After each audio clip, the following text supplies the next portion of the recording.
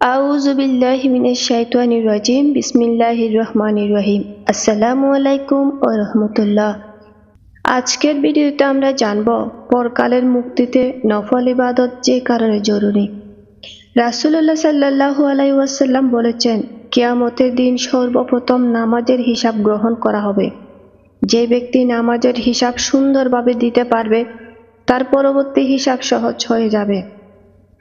হাদিসের আলোকে বোঝা যায়, দুনিয়ায় সব ইবাদতের মধ্যে ঈমানের পর নামাজের গুরুত্ব সর্বাধিক। আল্লাহ তাআলা কুরআনে অনেক জায়গায় নামাজের ব্যাপারে তাগিদ দিয়েছেন। আল্লাহ তাআলা মানুষের জন্য 5 ওয়াক্ত নামাজ ফরজ করেছেন। ফরজ নামাজ আদায় করা আবশ্যক। ফরজ আদায়ের পর মানুষের উচিত সময় পেলেই বেশি বেশি নফল নামাজ পড়া। প্রিয় নবী সাল্লাল্লাহু আলাইহি ওয়াসাল্লাম পরকালের মুক্তিতে নফল নামাজের প্রতি বিশেষ তাগিদ প্রদান করেছেন। পরকালে কঠিন বিপদের সময় এই নফল নামাজই মানুষের চূড়ান্ত ফয়সালায় কাজে আসবে।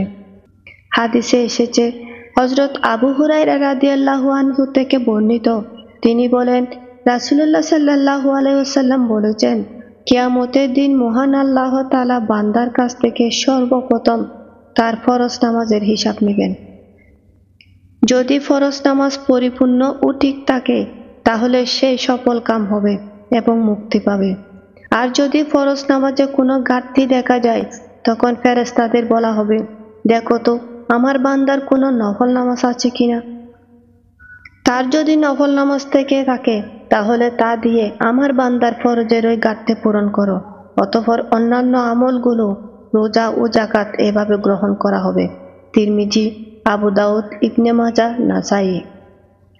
উল্লেখিত হাদিস থেকে বোঝা যায় যে নফল ইবাদত, নামাজ, রোজা, দান, অনুদান যাই হোক না কেন, পরকালের চূড়ান্ত মুক্তিতে এই নফল ইবাদতের বিকল্প নেই।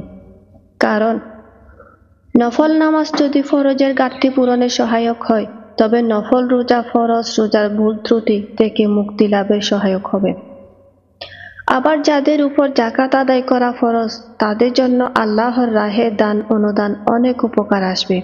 যাকাত আদায়ের ক্ষেত্রে যদি কোনো ভুল হয়ে যায় তবে আল্লাহ তাআলা বান্দার দান অনুদানের কারণে তাকে যাকাতের মতো ফরজ ইবাদতের ভুল ত্রুটি থেকে রক্ষা করতে পারেন।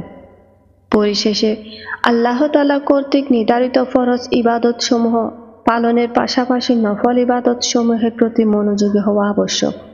আর তা যদি হয় পবিত্র মাস রমজানে, তাহলে তো কথাই নেই। কারণ আল্লাহ তাআলা রমজানের প্রতিটি ইবাদতের মর্যাদা, গুরুত্ব ও ফজিলত বৃদ্ধি করেছেন।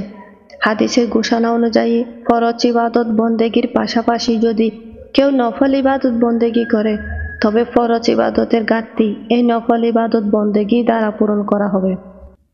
আল্লাহ তাআলা মুসলিম উম্মাহকে ফরজ ইবাদত বন্দেগী যথাযথ পালনের পাশাপাশি নফল ইবাদত বন্দেগী করার তৌফিক দান করুন। আমিন।